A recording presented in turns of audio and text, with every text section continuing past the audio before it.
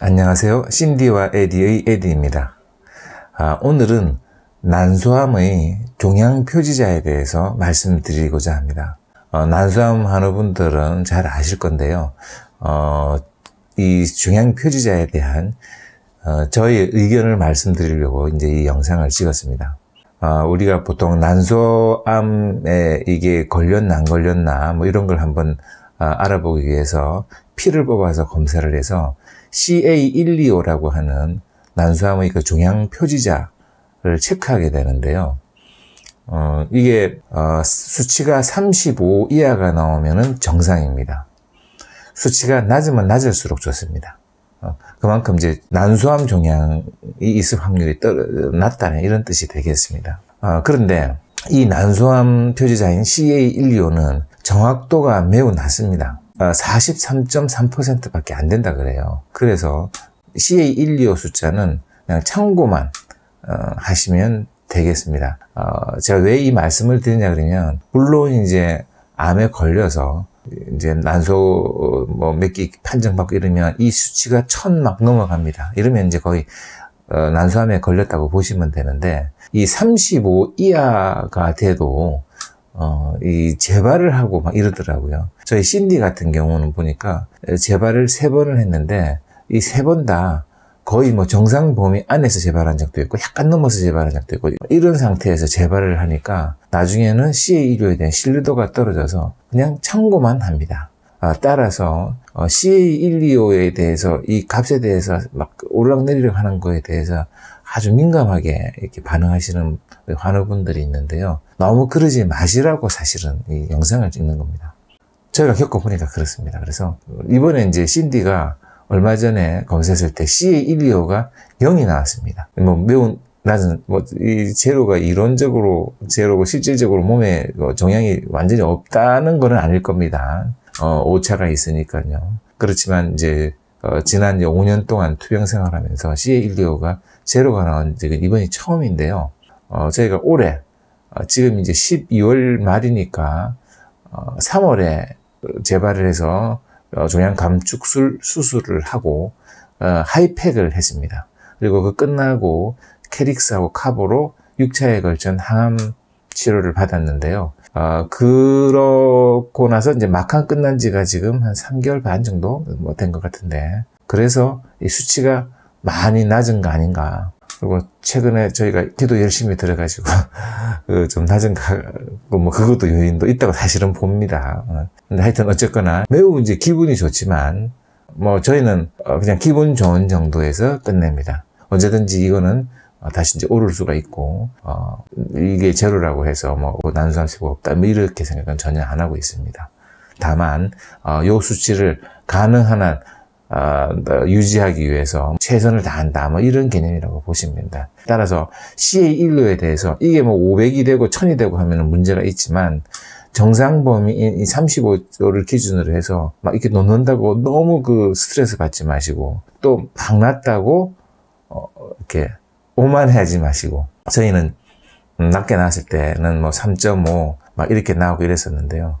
좀 오만해가지고 방심하다 보니까 재발도 하고 했었었는데, 그게 참고하시면 되겠습니다. 그래서 CA125가 정확도가 떨어지다가 보니까 요거보다 좀 더 정확한 검사가 있습니다. 그게 바로 이제 로마 스코어라는 검사인데요. 난소암 위험도 검사라고 보시면 됩니다. 이 한국말로. 그래서 이거는 CA125 값에다가 HE4 값을 갖다가 이제 두 가지를 체크를 해서 약간 복잡한 수식에 넣어가지고 거기서 나온 값에 따라서 난소암의 위험도를 갖다가 판단하는 이런 건데요. 폐경 전이라 그러면 이 값이 11.4%가 나오면, 그 이상이 되면은 난소암 고위험군이라고 이야기를 합니다. 그리고 폐경 후면 29.9% 이상이 나오면은 난소암 고위험군이라고 합니다.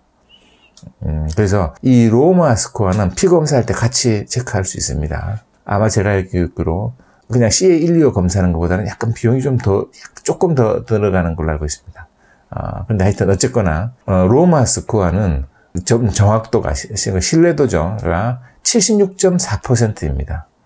그래서 아까 그 CA125인 43.3%보다는 신뢰도가 좀 많이 높습니다. 그래서 내가 이 난소암 이 걸 위험도가 어떤가에 대해서는 로마 스코어로 좀 체크를 하면 그래도 비교적 CA1보다는 훨씬 좀 정밀하다. 이걸 알아두시고 피 검사할 때 주치의에게 로마 스코어도 같이 체크를 해서 나중에 결과도 같이 함께 알아보시면 이 담당 의사 선생님도 이 환자가 로마 스코어를 인식을 하고 있구나. 그래서 거기에 대해서도 따로 이제 말씀을 드리고 이럴 겁니다. 그리고 뭐 이왕에 이 스코어 이야기 나왔으니까 보면 우리가 피 검사를 하게 되면 몇 가지 검사를 같이 하게 되는 거죠. 백혈구 수치, 그 다음에 호중구 수치, 그 다음에 뭐 빈혈 수치, 간 수치도 있고요. 뭐 이런 건데 호중구가 뭐냐 그러면 이것도 과립형 백혈구로 해서 일종의 백혈구입니다. 그래서 이런 수치들이 이 정상 범위가 있습니다. 정상인의 백혈구 수치는 4,000에서 10,000 이렇게 요 사이고요. 그 다음에 호중구 수치는 2,000에서 4,500 정도가 정상 범위입니다. 빈혈 수치는 12에서 16이 정상 범위입니다. 그래서 이 피검사를 해보면 내가 어느 정도 수준이 있는가 이제 알 수 있는데 항암 치료를 받고 차수가 늘어날수록 이 수치가 막 떨어지죠. 왜냐 그러면 항암제라는 게 암세포도 죽이지만 좋은 세포도 죽이기 때문에 막 떨어져서 백혈구 수치가 1,500 이하, 호중구 수치가 1,100 이하가 되면은 항암 치료를 못 받습니다. 보통 그 하한선을 그렇게 잡고 있더라고요. 그래서 만약에 이게 이하로 떨어지면 주사를 맞아가지고 그 수치 올리는 주사가 있습니다. 맞든가 아니면 항암 치료를 중단하고 집에 가서 수치를 다시 좀 끌어올려가지고 좀 골고루 음식 영양 보충도 하고 뭐 닭발을 삶아서 먹으면 좋다고 뭐 이러는데 하여튼 뭐 그래서 그 수치를 올려서 다시 항암 치료를 받고 합니다. 저희 신디도 뭐 간 수치가 떨어져 가지고 주사 맞은 적도 있고요. 호중구 수치 떨어져 가지고 이것도 주사 맞은 적이 있습니다. 어떤 때는 백혈구 수치가 너무 낮아 가지고 1인실에 격리된 적도 있습니다. 그게 낮으니까 쉽게 감염이 될 수 있다가 보니까 타인으로부터 내 스스로를 보호하기 위해서 1인실에 입원을 한 적이 있거든요. 이게 항암 치료 받는 차수가 늘어날수록 이 수치가 떨어져서 항암 치료가 미뤄지는 이런 경우가 비일비재합니다. 그래서 이제 항암 치료 받으시는 분들은 그럴 수가 있다는 걸 미리 알아두시고요. 가능한 한 항암 치료 받을 때는 잘 먹고 이렇게 해서 몸을 좀 면역력을 확 키워놔야지 이렇게 밀리지 않고 항암 치료를 잘 받을 수 있겠습니다. 자, 오늘은 이 CA125와 로마 스코어에 대해서 말씀드렸는데요. CA125는 뭐 이게 수치가 아주 크지 않으면 정상이 0에서부터 35라 그랬죠. 그죠?